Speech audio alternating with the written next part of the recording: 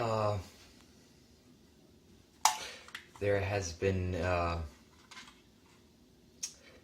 the I don't know 400th mass shooting this year.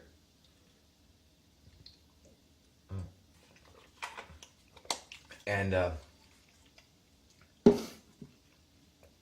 we see the response of President Obama and the let's call it two fields of pro and contra the right to bear arms.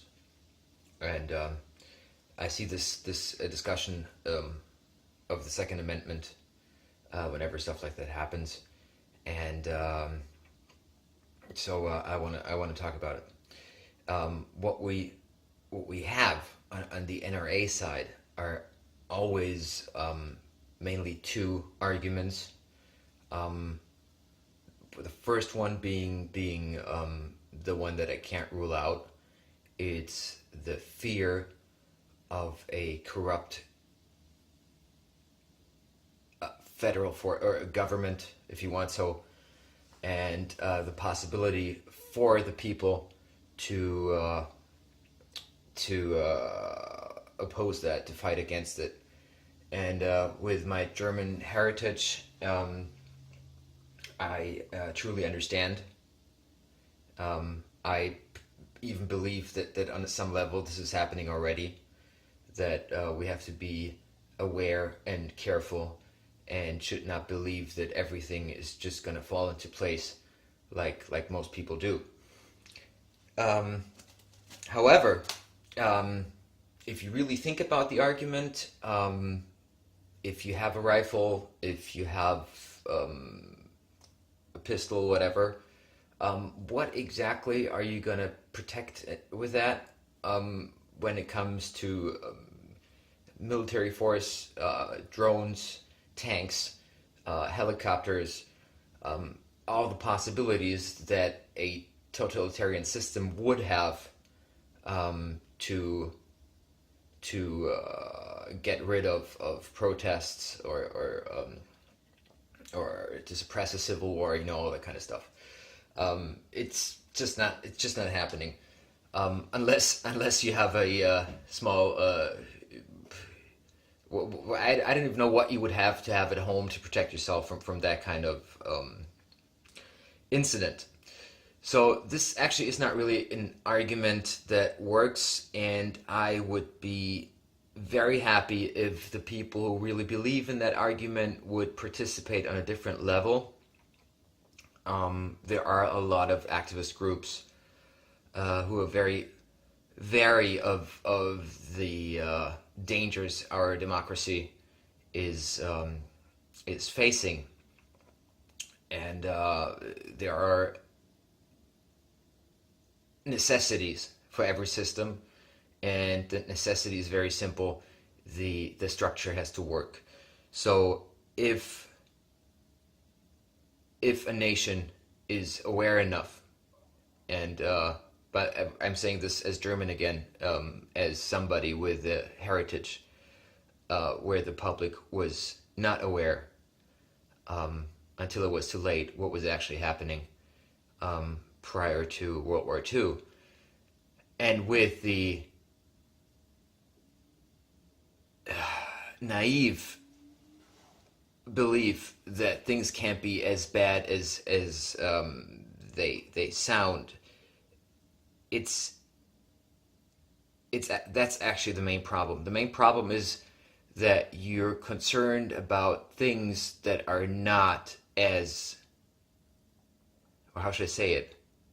Just because something seems to be unthinkable, I don't know, let's say the 9/11 conspiracy, that is not an argument for something being true or untrue. It has nothing to do with what's reported in the media. It has nothing to do with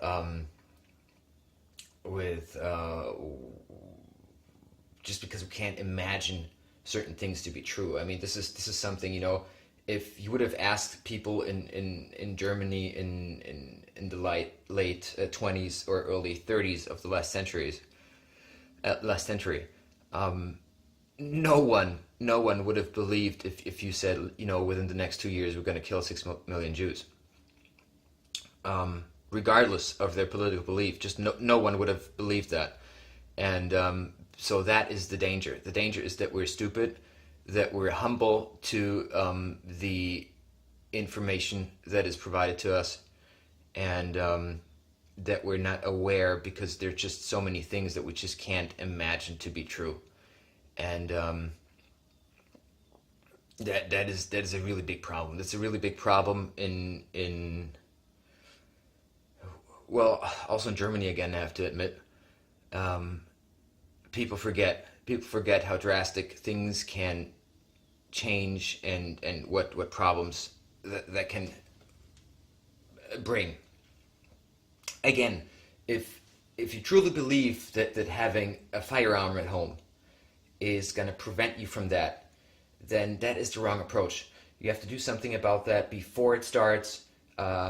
Actually, you should be on the streets right now, taking care of your rights on so many levels. And having a firearm on you is certainly not one of them.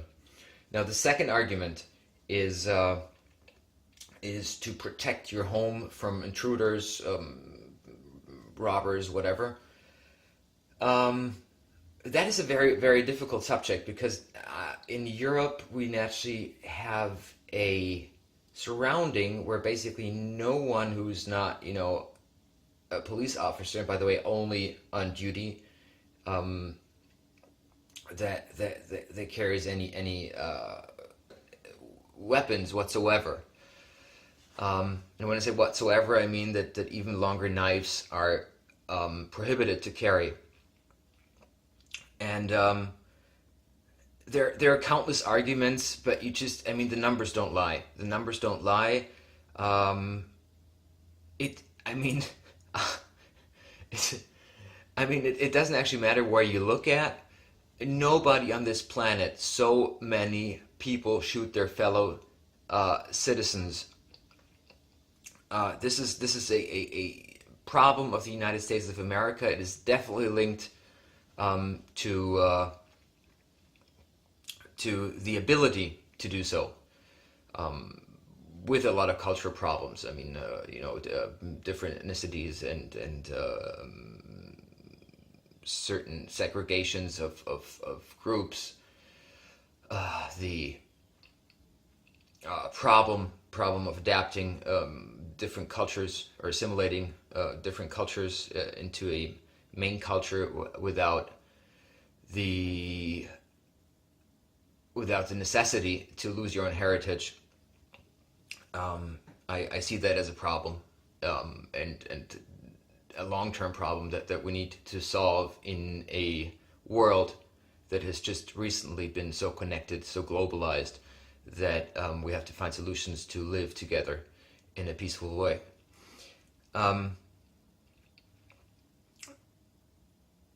Now, just imagine that you would live in a country where nobody had a weapon. And this is naturally the big point about it, is how would you go over to that state? Because I do understand the argument that, well, if you don't have a weapon right now, how are you going to protect yourself right now? And the Second Amendment grants the right, and so it's part of the Constitution. It's very hard to get rid of. And so what we have is actually those tiny steps of, well, let's control the mental stability maybe, let's have waiting periods, let's have, they're completely different approaches from different states. I can go to one state, just buy a handgun at a state fair, and in other states, it's very difficult for me to obtain a rifle at all.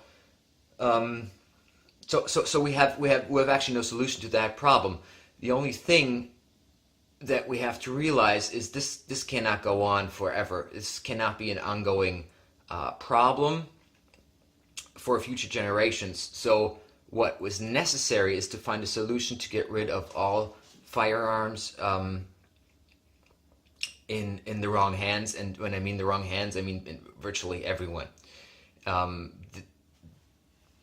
There are things like hunting that I personally oppose, yet I do have an understanding of the possibilities it gives you to be independent in a certain way, not to have to buy your food, but to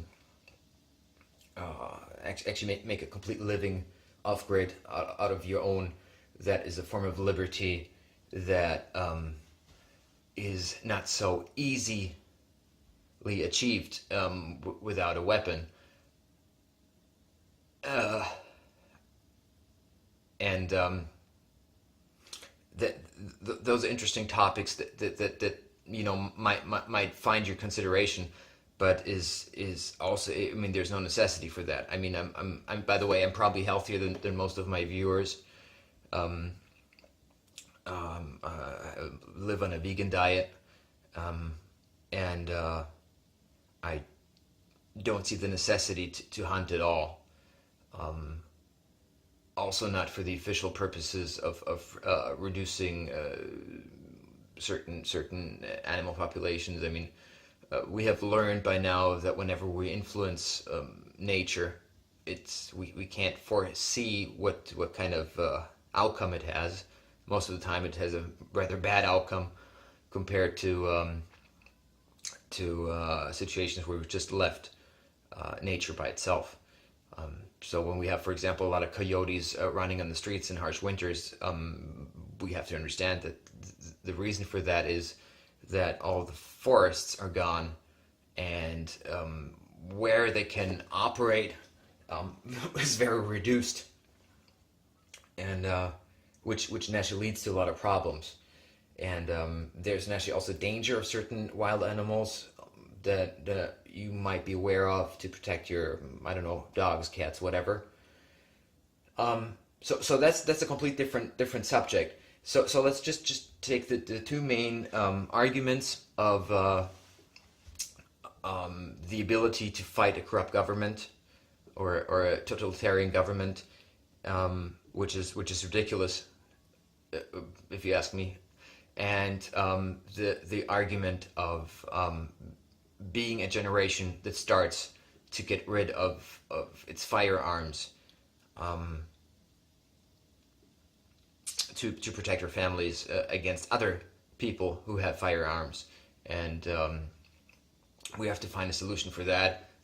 If you look at the numbers, I mean, we're just completely losing the grounds. And I would consider myself almost a pacifist, although I believe in defending yourself. And there are certain areas in this country where I would personally feel safer having a gun, and that says a lot about the world we live in today. And we should, well, our only chance is basically to just lay back, look at the Second Amendment for what it is, and ask ourselves: is this really how we wanna solve our conflicts within this nation in the future, or at all, basically? So we have to get rid of guns. I mean, there are countless people who oppose this, and my question is: 100 years from now, do you want everybody to have a gun, and there's going to be a shooting like every day, which it basically is already, or do you realize that we have to do something about it, because it's just doesn't make sense? And then there was this one hero, or no, I mean, I'm going to go into that in a different video. Just wanted to give you a approach on the European level, growing up in an environment where there are just no weapons. And it's not that we don't have violence, it's not that we don't have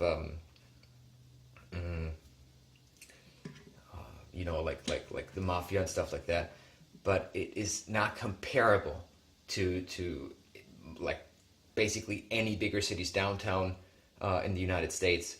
I can walk at night as a woman safely through the center of most European cities without any problem. While here I experienced there are areas where myself I don't feel safe. So and then again, I mean, this always happens in safe areas. I mean, being at a community college or being in school or whatever, that's not really the worst area to be. And still there, once a month, something happens on a larger scale, which is very, very frightening if you think about it. From somebody who comes from a world where the environment of a school is the most secure place your kids could be. So just want to give you that as a complete different outlook, because I mean, I know that a lot of you always have that feeling that you lose security when you lose your gun, and you neglect all the numbers, because naturally you realize others are stupid enough to have their loaded gun and shoot themselves in the leg or whatever, but that would never happen to you. And that is a wrong assumption, and leads to a lot of deaths yearly, probably even daily.